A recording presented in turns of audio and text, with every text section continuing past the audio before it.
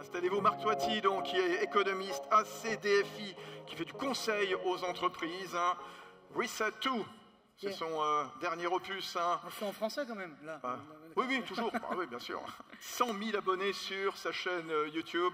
Marc Toiti, on va faire un point sur la situation économique. On va prolonger la discussion qu'on avait il y a quelques instants avec Karine Jupin de la Banque de France.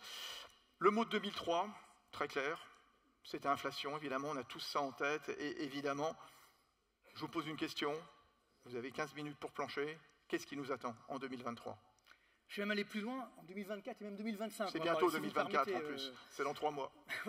Écoutez, bonjour à toutes et à tous, je suis ravi d'être parmi vous aujourd'hui pour parler justement de l'avenir, qu'est-ce qui va nous arriver. C'est vrai que c'est compliqué, alors avec Florence, elle me disait non mais dites vraiment la vérité, parce que c'est vrai que souvent on a envie d'arranger les choses, etc. Donc je pense que c'est très important de ne pas faire de marketing, de dire les choses, non pas pour faire peur, mais pour réagir effectivement en conséquence. Et donc, comme vous le savez, dans toutes mes conférences, ce n'est pas qu'un discours d'économiste, parce que les économistes, hein, c'est comme les politiques, etc., ils parlent beaucoup, on ne peut pas vérifier de ce qu'ils disent.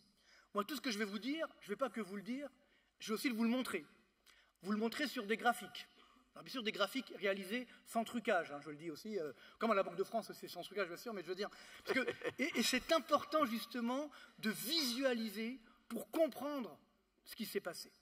Alors, et ce qui va évidemment se passer. Alors voilà un petit peu le programme. On va essayer de voir ce qui va nous arriver, je dirais en 2023, 2024 surtout, même si ce n'est pas forcément facile, mais c'est pour pouvoir réagir en conséquence. Alors, un premier graphique pour vous rappeler, et ça vous le savez mieux que moi, c'est que les crises sont toujours des phases d'opportunité. Vous voyez, sur ce premier graphique, je vous ai montré l'évolution du CAC 40, parce que bon, le CAC 40, normalement, c'est censé représenter l'avenir de l'économie, ce n'est pas toujours le cas, mais bon, comme c'est quotidien, on voit comment ça évolue. Et donc, vous voyez, depuis 2000, je vous ai mis toutes les catastrophes qu'on a traversées. Alors, il y en a eu un paquet, hein, on les a toutes traversées, la bulle Internet, la crise des subprimes, en 2008-2009, je crois que tout était fini, etc. Là, je me souviens, j'étais intervenu, je crois, à la FNTR à l'époque. On appelle souvent quand il y a des crises, hein, c'est vrai quand ça va mal, pour savoir... Et je vous avais dit à l'époque, on va s'en sortir. Et on s'en est sorti, effectivement. Donc, là aussi, effectivement, on va s'en sortir, mais bon, je n'aurai pas le temps de tout commenter. Et ce qu'on voit ici, c'est que, vous voyez, là, vous voyez la crise de Lehman Brothers, etc. Et finalement, à chaque fois, on s'en sort. À chaque fois, on redémarre. Sauf que là, il y a eu une nouveauté, c'est que depuis 2008-2009, on a activé une nouvelle politique. Donc, on a fait de la dette publique de façon énorme. Et cette dette publique a été financée par les banques centrales, ce qu'on appelle la planche à billets. Et ça, évidemment, c'est le mot magique, puisque c'est ce qui a permis, justement, d'effacer les crises. Regardez depuis ce qui s'est passé. On a eu d'autres crises, bien entendu, que ce soit la crise grecque, la crise chinoise, le Brexit, etc., le coronavirus. Et finalement, il n'y a plus de crise. Vous voyez, même quand il y a eu le coronavirus, la bourse s'est effondrée. Et après, quelques mois plus tard, on avait dépassé le niveau d'avant le début du coronavirus. La guerre en Ukraine, l'inflation, pareil, ça fait peur au début. Et ensuite, on redémarre. Donc, qu'est-ce qui s'est passé? On a l'impression qu'on a créé quelque chose, une nouvelle arme, pour effacer les crises. Mais malheureusement, ce n'est pas forcément le cas, puisque, comme je l'ai évoqué ici, pour éventuellement essayer d'effacer ces crises, on a donc actionné cette dette publique dans des proportions gigantesques. Regardez, c'est le cas de la France. Vous avez donc la dette publique française. On aura les chiffres du deuxième trimestre la semaine prochaine. Et regardez bien, j'espère que vous êtes contents, on a dépassé les 3 000 milliards d'euros de dette publique en France. Donc un record évidemment absolu. On voit donc ces bâtonnets rouges exceptionnels. Et donc, je vais vous montrer un graphique maintenant, mais avant, je préfère vous prévenir, c'est un graphique très dur à supporter. Donc, c'est les âmes sensibles, je préfère prévenir à l'avance. Là, vous allez comprendre ce qui est en train de nous arriver. Vous allez comprendre le problème de cette dette publique. Voilà, vous avez donc deux courbes très simples. La courbe bleue, c'est le PIB, la richesse qu'on crée dans notre pays chaque année. Et la courbe rouge, c'est la dette publique.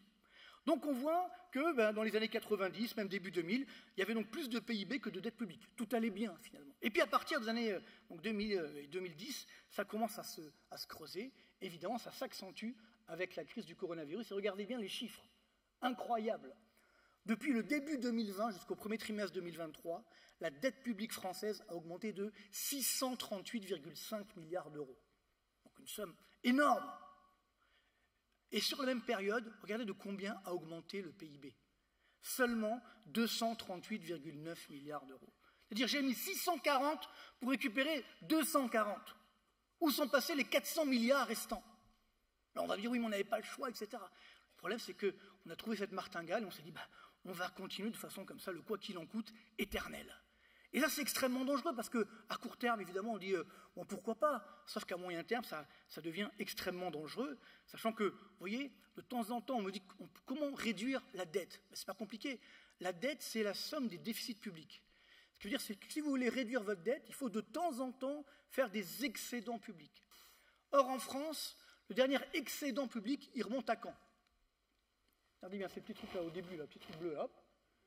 1974. Ça ne nous rajeunit pas. Hein. Donc évidemment, j'avais 4 ans à l'époque, hein, Fabrice aussi, tu avais mon âge.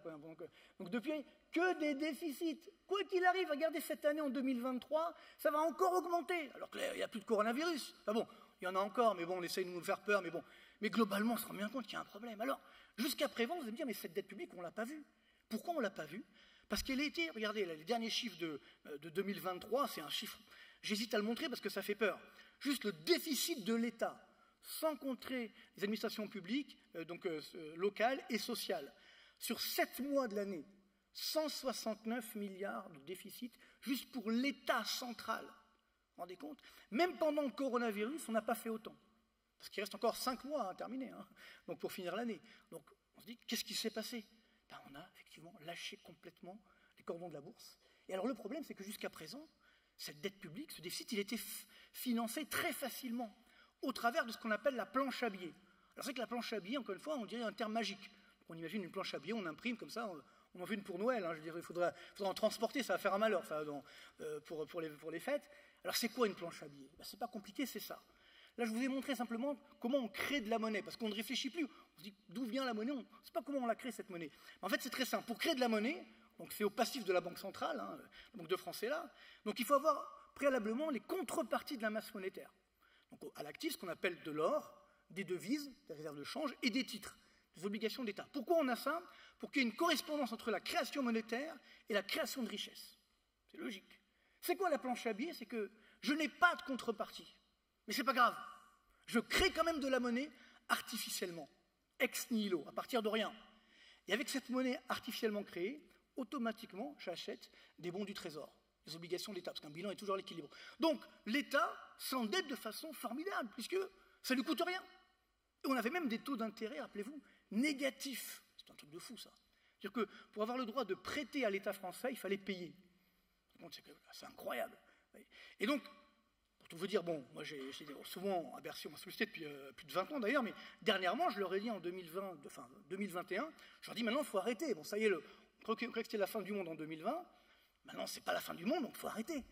Et qu'est-ce qu'on m'a répondu? Non, mais ne vous inquiétez pas, de toute façon, c'est la Banque centrale européenne qui finance, les taux d'intérêt sont à zéro, ils n'augmenteront jamais, donc on continue. Et c'est ça qui est dramatique, c'est que c'était une erreur stratégique que nous allons maintenant, évidemment, payer, parce que regardez ce qui se passe. Là, vous avez les taux d'intérêt de la dette publique française.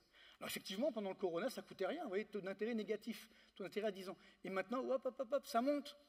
On est à 3,2%. Vous voyez, un plus haut depuis le 10 janvier 2012. Et la BCE, elle n'a pas complètement arrêté cette planche à billets. Mais malgré cela, on a ces taux d'intérêt qui sont en train d'augmenter. Et malheureusement, ce n'est pas terminé. Donc ça, c'est important pour vous. Et je n'ai pas arrêté de le conseiller à mes clients entreprises pendant des mois, en 2021. Si vous avez des endettements à faire, faites-les maintenant, parce que demain, les taux d'intérêt vont augmenter. On ne me croyait pas, mais c'est une réalité aujourd'hui qui est en train de s'imposer et qui va durer. Parce que malheureusement, eh bien, l'État va encore, on le voit, encore s'endetter. Et finalement, les taux d'intérêt que nous payons, c'est les taux d'intérêt de nos crédits. Donc ce qui veut dire qu'à partir de là, effectivement, cette création monétaire, non seulement elle a généré une augmentation des taux d'intérêt, mais c'est elle qui a fait l'inflation, à la base. Parce qu'on dit, oui, l'inflation, c'est à cause de la guerre en Ukraine. C'est vrai que la guerre en Ukraine est venue ajouter de l'huile sur le feu, mais l'inflation, à la base, elle a commencé en 2021. Et ça, c'est une des règles de base de l'économie. Vous savez, l'économie, c'est une science humaine, donc évidemment, ça évolue avec le temps, mais il y a des règles qui ne changent jamais, et notamment celle de l'offre et la demande. Si je crée trop de demandes artificiellement, trop de création monétaire artificielle, alors que l'offre, la production n'est pas là, donc demande supérieure à l'offre, qu'est-ce qui se passe? Les prix augmentent. Et on le voit ici. Et là aussi, je me suis battu, on ne va pas auprès de Mme Lagarde, etc., pour dire de nos ministres, attention, l'inflation est en train d'augmenter dès 2021, vous voyez, on le voit ici. On dit non, mais ça ne va pas durer. Regardez les annonces gouvernementales, etc., ça fait 2 ans à peu près qu'on nous dit, bon ça y est, le pic de l'inflation a été atteint le mois dernier. Et finalement, on se rend compte que c'est toujours pas le cas. Et donc là, c'est vrai qu'on est monté très haut, à plus de 10%. Maintenant, on est à, vous voyez, ça a baissé au mois de juin-juillet, ça repart au mois d'août, on est à 4,9%. Et donc, qu'est-ce qui aujourd'hui, quand on regarde les chiffres Eurostat, on est même à 5,7% d'inflation. Donc, malgré les boucliers tarifaires, etc. Et c'est ça le drame, c'est que malheureusement, vous savez, l'inflation, c'est comme le dentifrice. Une fois qu'il est sorti du tube, on ne peut pas le remettre. Et donc malheureusement, on a laissé l'inflation s'installer, et elle est devenue, je vous le dis, incontrôlable. C'est-à-dire que celui qui peut savoir où va aller l'inflation demain, c'est un devin. Donc c'est très dangereux de dire, oui, voilà, l'inflation va baisser, etc. Regardez là aussi les chiffres, ils m'ont donné 2 trucs pour faire le... Bon, on voit ici l'augmentation des prix en France. Alors, il y a un petit bug, là, ce n'est pas 19 ans, c'est 9 ans. Vous voyez, en 9 ans, ça va augmenter de 9%. En 2 ans et demi, ça augmente de 15,4%. Les prix à la consommation en France. Si vous regardez maintenant, ça, c'est quand même un truc incroyable.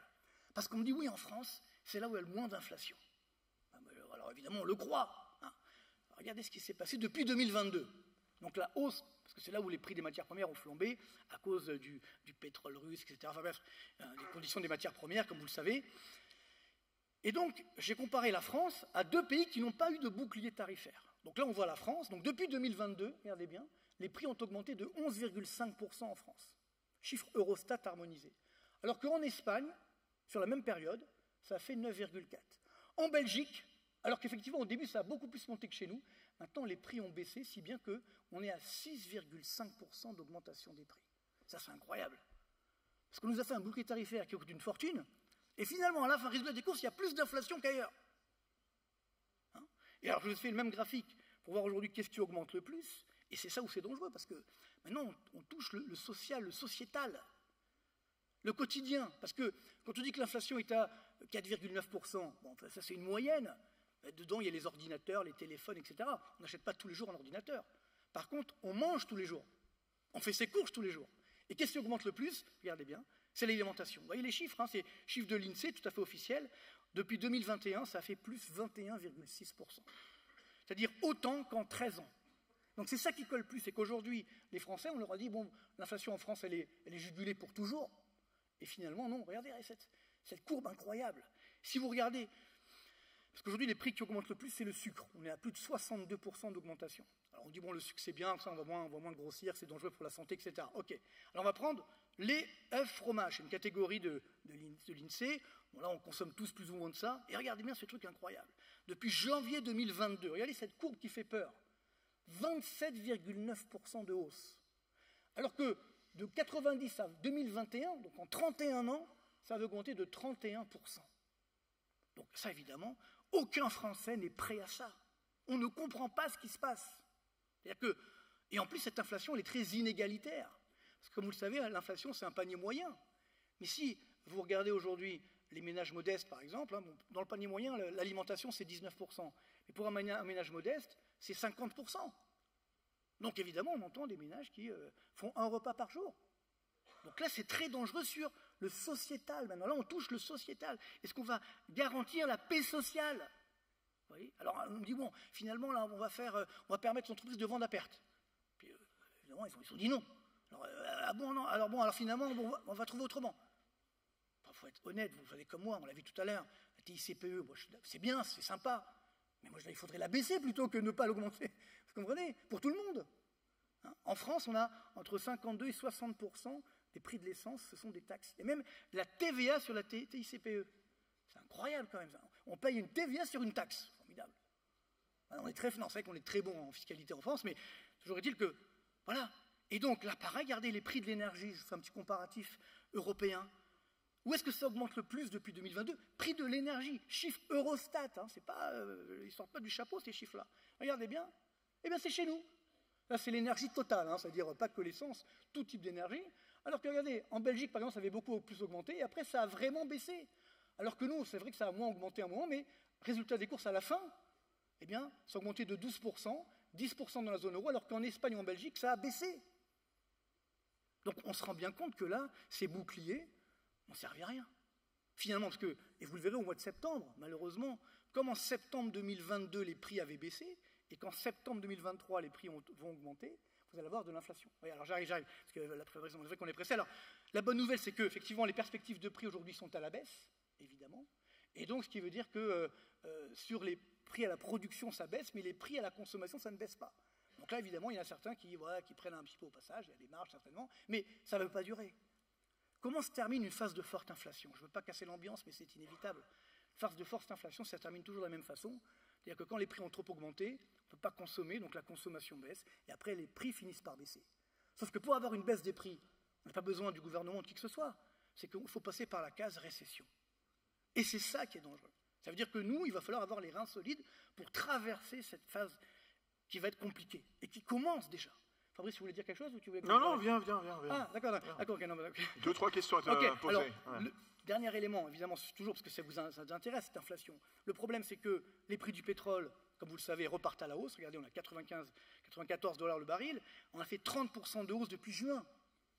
Donc là, évidemment, ça n'est pas encore, je dirais, dans les chiffres, ça va arriver. Si vous regardez l'indice CRB de l'ensemble des matières premières, vous voyez, ça augmente de 14% depuis mai dernier. Donc ça, c'est toutes les matières premières dans le monde. Donc attention, c'est-à-dire qu'il y a toute une inflation qu'on ne maîtrise pas, qui est internationale.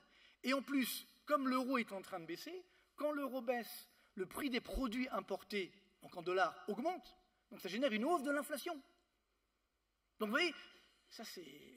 Qui peut maîtriser ça? C'est ça le gros problème. Donc le problème de la France, vous voulez, c'est qu'on fait croire qu'on maîtrise tout, enfin que nos dirigeants maîtrisent tout, en fait ils ne maîtrisent pas grand-chose. C'est ça le drame. Sauf la dette publique. Mais même elle, on ne peut plus maintenant faire comme avant, parce que la dette publique est en train d'exploser. Et même, excusez-moi, votre prénom déjà, excusez-moi. Votre prénom, Banque de France Karine, excusez-moi Karine, pour la BCE. La BCE, pareil. J'ai mis le titre, Inflation et BCE, attrape-moi si tu peux. Oui, parce que c'est amusant, si vous voulez, de dire oui, on va lutter contre l'inflation, mais une fois que l'inflation a augmenté, il fallait réagir avant. Et moi, je ne suis pas devin. Si en 2021, j'ai vu l'inflation, Fabrice et moi, tout le monde le voyait, mais on dit non, ça ne va pas durer. Et voilà. Et donc, que fait-on aujourd'hui? On court après l'inflation. Donc la BCE monte les taux d'intérêt alors qu'on a un risque de récession. Et ça qui est extrêmement dangereux. Et il y a quasiment un an, Madame Lagarde a dit une phrase incroyable. Elle nous a dit « L'inflation vient de nulle part ». C'est une phrase incroyable. Je rappelle que l'objectif premier de la Banque Centrale Européenne, c'est de lutter contre l'inflation. Donc si cette présidente nous dit « Je ne sais pas d'où vient l'inflation », ça fait peur. Oui, c'est comme si on dit vous conduisez un camion, mais on ne sait pas où est le moteur, ou comment ça fonctionne. C'est dangereux. Donc, voilà. Et donc, ce qui veut dire que malheureusement, les taux d'intérêt vont encore augmenter. Alors, la bonne nouvelle, c'est que quand le pétrole va trop loin, évidemment, ça casse la croissance. Donc, la croissance mondiale baisse. Donc, comme Florence m'a demandé de faire un petit tour de croissance mondiale, la voici, la croissance mondiale. On va avoir à peu près 2,5% cette année, 1% l'année prochaine. Et malheureusement, vous voyez que les pays de la zone euro, ce sont ceux où il y a le moins de croissance, une croissance très faible. Et ça, c'est un enjeu pour plus tard. C'est qu'il s'est passé un truc l'année dernière, ça ne s'est pas vu parce qu'on n'a rien senti, c'est que l'année dernière, c'est ce qu'on appelle les BRICS, Brésil, Russie, Inde, Chine et Afrique du Sud, leur poids dans le PIB mondial a dépassé celui du G7. Donc ça y est, on n'est plus du tout les maîtres du monde. Donc c'est un peu dangereux parce que ce sont des pays qui sont soit des dictatures, soit des quasi-dictatures, enfin des pouvoirs autoritaires en tout cas. Donc c'est quoi l'avenir du monde? Vous comprenez? Et donc, alors comment on s'en sort dans tout ça? Parce que moi, je n'aime pas que dire ça ne va pas, il faut donner aussi des solutions de sortie. Eh bien, c'est très simple. Vous savez, c'est toute la réponse à tout ce qui est, je dirais, démarche écologique, etc. C'est formidable. Maintenant, on vous dit, il faut arrêter de croître. Il faut faire de la décroissance. Moi, ça me rend fou. On dit alors, vous allez pouvoir prendre l'avion dans votre vie 3 fois ou 4 fois maximum. Vous allez devoir faire ci. Ça suffit de nous diriger. On nous a déjà enfermés pendant 2 ans ou presque 3 ans. Ça suffit. Donc, il faut qu'on retrouve notre liberté. Et donc, vous allez me dire, oui, mais on a un problème. Et ça, c'est vrai. La Terre est ronde. Oui. Moi, je sais qu'il y en a qui croient qu'elle est plate, mais elle est ronde, a priori. Donc, on vit dans un monde fini. Donc, faire de la croissance infinie dans un monde fini, techniquement, ce n'est pas possible. Alors, comment on fait? Eh bien, le seul moyen de faire de la croissance infinie ou durable dans un monde fini, c'est en optimisant l'existant au travers du progrès technologique, au travers de l'innovation technologique. C'est ça où la FNTR fait bien de tout miser sur ça, c'est extrêmement important, donc on le voit ici. Vous voyez, alors, les efforts de R&D par rapport au PIB, alors vous allez me dire, la France, c'est pas ça mal, 2,1% du PIB, oui, mais ce que disait le général de Gaulle en son temps, des chercheurs qui cherchent, on en trouve, des chercheurs qui trouvent, on en cherche, vous la connaissez? Eh oui, c'est-à-dire qu'il faut trouver de temps en temps. Eh oui, mais donc, non, mais j'aime bien, on me dit, ah ouais, l'électrique, c'est l'avenir. Peut-être. Moi, je ne sais pas si vous avez conduit une voiture électrique aujourd'hui, quand il faut s'arrêter, vous attendez comme ça pour qu'elle se recharge, c'est un peu embêtant. Et en plus, le plein, dans les superchargeurs, c'est aussi cher qu'un plein d'essence. Et encore, pour l'instant, l'électricité, elle n'est pas taxée. Ben oui. Quand l'État il va voir qu'il a moins de recettes fiscales, qu'il consomme moins de pétrole, il va se dire « Ouh là là, mais attendez, moi j'ai un manque à gagner », donc il va taxer l'électricité. Donc là, voilà. Alors peut-être que c'est l'hydrogène. En tout cas, c'est sûr qu'il faut innover. La clé, elle est dans cette innovation, et on peut innover évidemment à tous les stades du processus de production. Et alors peut-être... non, j'ai des questions de la salle. Bah oui, c'est pour ça. Alors vas-y. Ça pourrait être pas mal. Parce que je voulais quand même dire qu'on peut quand même sauver la France pour terminer. Bah oui, parce que quand même, c'était pas très optimiste le discours. Oui, bah c'est pour ça. Non, je dis pas là. Non, mais parce que bon, moi, je suis de nature optimiste. Alors, moi, ça me tue quand on me perçoit. Non, mais c'est vrai. Quand on me perçoit comme quelqu'un de pessimiste, parce que par exemple en 2008-2009, à la FNTR, je l'avais dit, je me souviens. Il faut, on va s'en sortir. Vous voyez ce que je veux dire? Et on me prenait, oh mais il est fou celui-là, c'est la fin du monde, on va s'en sortir. Donc je suis optimiste. Vous voyez, mais le problème, c'est qu'il faut se donner les moyens de s'en sortir. Et donc, pour sauver la France, c'est très simple. Il faut faire une thérapie de choc bienveillante. Ne pas augmenter ci, ne pas augmenter là, augmenter là. Ça, c'est le compte d'apothicaire. Il faut une thérapie de choc. Il faut aller fort. Et donc, bienveillant, ça veut dire qu'il faut d'abord aider. Il faut baisser les impôts. Pas ne pas les augmenter, les baisser. Ce sont les numéros 1 du monde en termes d'impôts. Donc, les baisser un petit peu, ça ne va pas de mal. Les baisser massivement pour tous. Bien sûr, les entreprises, les ménages, la CSG, par exemple, que tout le monde paye. Un impôt temporaire. Créé par Michel Rocard en 1991. On est en 2023 quand même, vous voyez. Bon, après, bien sûr, si vous faites ça, il faut aussi réduire certaines dépenses publiques. Et on voit qu'on a des gaspillages énormes, des dépenses de fonctionnement qui ont augmenté de 26 milliards d'euros l'année dernière. Réduire le coût du travail, c'est comme ça qu'on augmente les salaires nets, en réduisant les charges qui pèsent sur les salaires. Comme ça, il n'y a pas de coût pour l'entreprise. Un marché de travail plus flexible, une innovation, comme j'évoquais, évidemment, avec des formations adéquates, et bien sûr, fait assister le financement de l'économie, avec des fonds d'investissement sur le long terme, qui pourront financer également la retraite. Et c'est ce qu'on a fait aujourd'hui également, développer la culture économique des Français. Marc, quelques questions. 07 67 65 59 63, c'est anonyme. Je vais poser des questions pêle-mêle. Comment se comporte... J'étais pas hier au dîner de Versailles. Ah, c'est pas ça la question, pardon, ce que je parlais. Comment se comporte notre voisin allemand? Très mal. Ah oui. On l'a vu tout à l'heure. Bah oui, c'est une catastrophe. Bah oui, les Allemands ont eu la bonne idée d'arrêter le nucléaire. On voulait le faire aussi en France, je vous rappelle. Heureusement qu'on ne l'a pas fait. Donc tout le problème est là, c'est que les Allemands, si vous voulez, tout leur business model s'est effondré. Ils avaient donc arrêté le nucléaire, sauf que les énergies renouvelables, c'est bien, mais ça ne permet pas de tout pour l'instant. Peut-être un jour ça permettra, mais pas pour l'instant. Donc ils achetaient du gaz russe. Et quand avec la guerre en Ukraine, ben là, tout s'est effondré, etc. Donc maintenant, qu'est-ce qui se passe? Alors maintenant, on n'achète plus du gaz russe. Donc par exemple, l'un des grands gagnants de la crise aujourd'hui, c'est l'Inde. Pourquoi? Parce que l'Inde, qui avant n'avait pas accès au pétrole russe, maintenant la Russie, donc, elle dit, bon ok, l'Inde, t'es sympa, comme tu ne me fais pas le boycott, je te vends mon pétrole, moins cher bien sûr. L'Inde raffine le pétrole et le revend à l'Europe. Formidable. Mais c'est pas du pétrole russe, hein. Non, c'est pas, bien sûr. Ouais, non mais c'est vrai, on est dans une hypocrisie incroyable. Donc tout ça pour dire que, alors voilà, et donc nos amis allemands, après, ils basaient toute leur croissance sur la Chine, etc. La Chine est en train d'aller mal.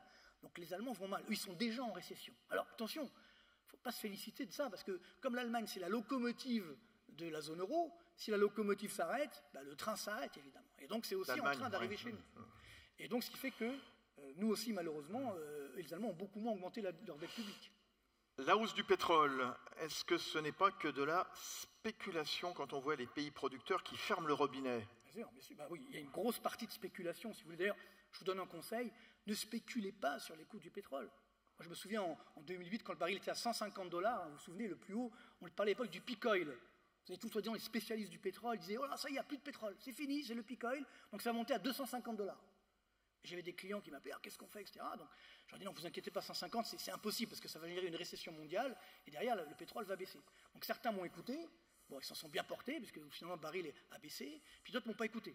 Donc, il y a une grande compagnie aérienne française, bon, comme il n'y en a qu'une, on voit plus ou moins qui c'est, si vous voulez, qui à l'époque a acheté, donc en juillet 2008, du pétrole à 150 $ à 6 mois, à terme. Sauf que 6 mois plus tard, le baril était à 34 $. Vous vous rendez compte? Donc, ne spéculez pas. On peut se couvrir sur les prix du pétrole, mais évidemment qu'il y a une part de spéculation. C'est pourquoi l'une des solutions, évidemment, bon, après on ne va pas faire de la géopolitique, et c'est clair que cette guerre-là, c'est une catastrophe, humaine déjà, bien entendu, mais pour l'économie mondiale, on ne se rend pas compte des répercussions qu'il y a à court terme. Et, bon, je ne voulais pas montrer ici, mais bon, quand je dis ça, on me dit, vous êtes pro-russe. Moi, non, je suis pro-français, moi, je suis pour la France.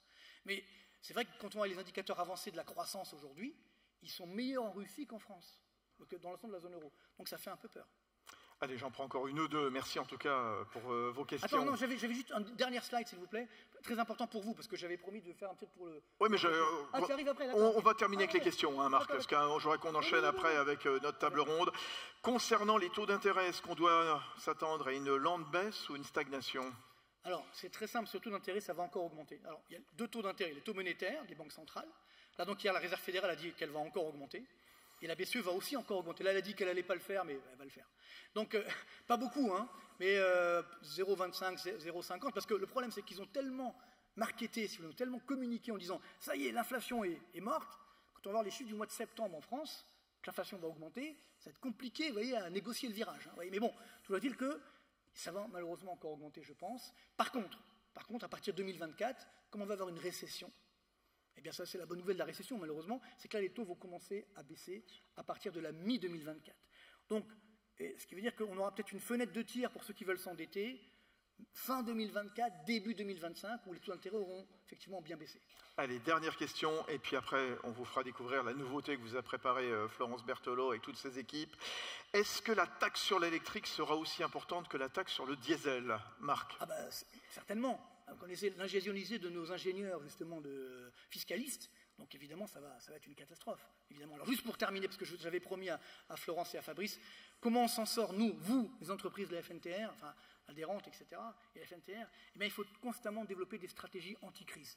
Donc, j'en ai mis 4 en avant.